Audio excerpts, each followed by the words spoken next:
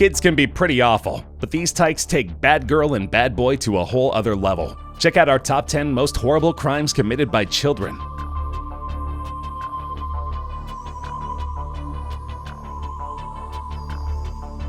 Aren't Canadians supposed to be nice? I guess Sandra and Beth Anderson of Mississauga, Ontario are the exception. In 2003, the sisters, who were 15 and 16 at the time, were charged for murder when they killed their mother by feeding her copious amounts of Tylenol and booze and then drowning her in a bathtub. The girls actually got away with it for about a year, until their neighbor came forward with evidence that this wasn't an accidental death, but a previously planned and thoroughly thought out murder.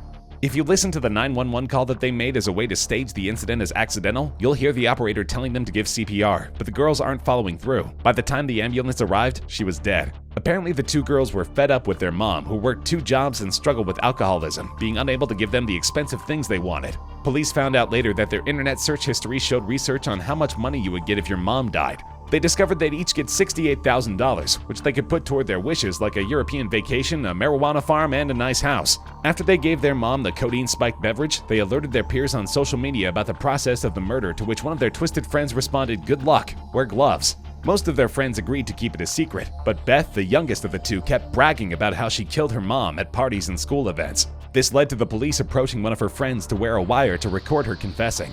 The girls spent 4 years in jail before being let off early on parole. They have new names and completely new lives. There was even a movie called Perfect Sisters depicting their story. Let's hope that they're not getting any profits from the ticket sales.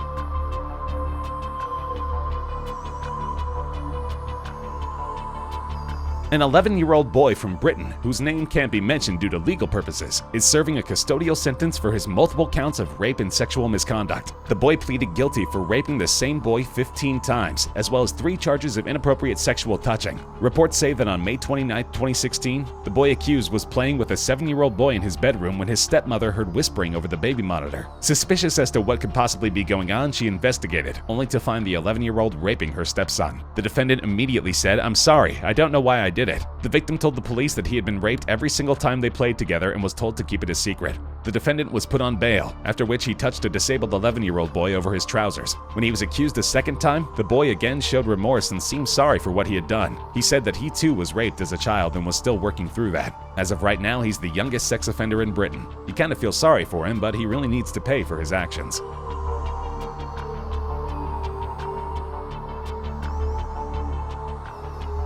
Every teenager hates Mondays, but 16-year-old Brenda Spencer apparently hated them enough to end lives. At about 8:30 in the morning on a Monday in 1979, Brenda had the hunch to kill. The elementary school across from her house was just going into session, with kids getting dropped off by their parents. She took a few shots from her sniper, which her dad gifted her for her birthday, complete with 400 rounds of ammunition. She shot at a couple of kids, wounding them. It took a couple of seconds before the adults on campus knew what was happening. The school's principal, Burton Ragg, ran outside, helping terrified children into the school. Him and the school's custodian, Mike Sakar, were unfortunately shot dead in the frenzy. Miss Spencer ended up killing 2 people and wounding 9 others, and was charged with 2 counts of murder. Her attorney tried to get her off on a plea of insanity, but that didn't work, and she's now serving 25 to life. People claim that her parents' divorce was the cause of her misconduct. They said that something died in her after the split, especially since her and her siblings were sent to live with their distant, abusive father. She started to become interested in guns and metal bands like Alice Cooper. Brenda was given a parole hearing in 2005, but was unfortunately denied. She said in a TV interview that she was high on angel dust and pot when she committed the crime,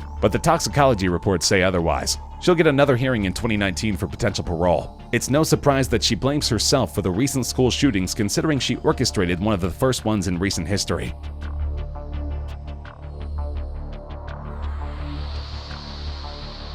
It's a bit of an odd career choice. 4 teenage Xbox players had their goals in sight as becoming professional hackers when they managed to hack into Microsoft, Epic Games, Valve, Zombie Studios, and the US Army. The 4 boys from various parts of the US and Canada managed to connect through their gaming networks online. The team allegedly used SQL injections as well as stolen passwords and usernames. The theft included software related to Microsoft's Xbox One gaming console and the Xbox Live gaming system. They also somehow swiped files containing data for unreleased games like Call of Duty Modern Warfare 3 and Gears of War. What's really crazy though is that they also hacked into the US Army's databases and stole their helicopter pilot training software. The total property stolen is estimated to be between $100 and $200 million. The 4 boys were caught at the border when David Pecora, the Canadian of the bunch, and his dad were taking a trip to the States.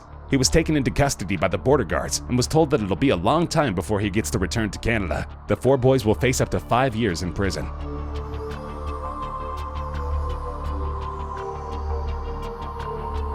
Eric Miller, a chubby, nerdish kid from New York State, was only 13 when he killed 4-year-old Derek Robbie out in the woods. On August 2, 1993, the young defendant was out on his bike when he came across Derek, walking by himself to a nearby summer camp. Eric managed to lure him into the woods, where he tortured and killed him. He dropped 2 large rocks on the 4-year-old's head and then strangled him to death. He then stuck a stick up the child's rear opening in an attempt to bash his heart so it'll stop beating. He then took out a red Kool-Aid drink from Derek's bag and poured it onto his wounds. Eric came home that day totally calm, as if nothing had happened. The police eventually found out though, and on August 16th of the following year, Eric was charged with second-degree murder and sentenced to the maximum term for juveniles at the time, which was 9 years to life. Eric has been given a parole hearing every 2 years, but hasn't been let out since. When asked by the judge why he did it, he said, "Because instead of me being hurt, I was hurting someone else." Amarjeet SADA of India killed probably more people than the average serial killer, and he's only 8. This is hard to believe, but this killer's second victim was his own sister, and his parents ended up covering it up in order to protect their son's freedoms. His third victim was a 6-month-old baby, whom he took from a neighboring house and then bashed with a brick until the baby stopped breathing. Police eventually connected the boy's recent killing with the killing of his own sister. When he was asked why he did these gruesome things, he simply smiled and asked for a cookie. His parents said that he doesn't understand right from wrong. A psychologist discovered that Amarjeet had a chemical imbalance in his brain that caused him to express conduct disorder, which is a mental disorder where the sufferer doesn't understand morals. The data is foggy, but he allegedly spent about 3 years in either a prison or a mental institution. He's now reportedly a free agent, walking around with a new name and identity.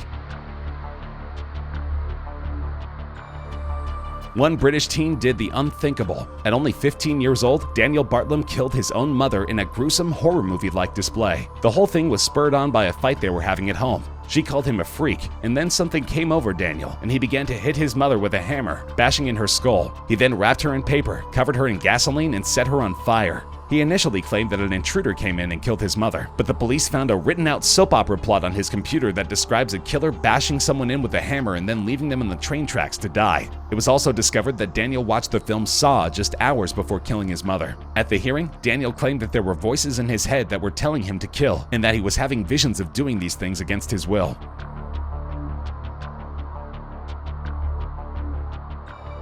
Mary Bell was born in 1957 into a poor Liverpool family. She wasn't exactly raised properly. Her mother was a prostitute who was an alcoholic and rarely ever home. Reports say that her mother would often force Mary into prostitution even though she was just a young girl. She also tried to kill her daughter multiple times. Mary was a rambunctious, troubled little kid. She oftentimes would do things like burn kids in her class with cigarettes or hold them down and fill their mouths with sand. Mary's first official killing was when she strangled 4-year-old Martin Brown in an abandoned house. That same summer, Brian Howe was found in a garbage dump with an M carved on his chest, which seemingly stands for Mary. This wasn't enough to spur on a full-on investigation though, and it wasn't until Mary and her partner in crime Norma left confession notes at a nearby nursery that they were brought in for questioning. When the detective saw Mary's gleeful reaction to Brian being taken out of his family's home in a casket, he knew that she was to be locked up indefinitely. Mary served 12 years in jail and was released at 23. She's now living in England under a fake name.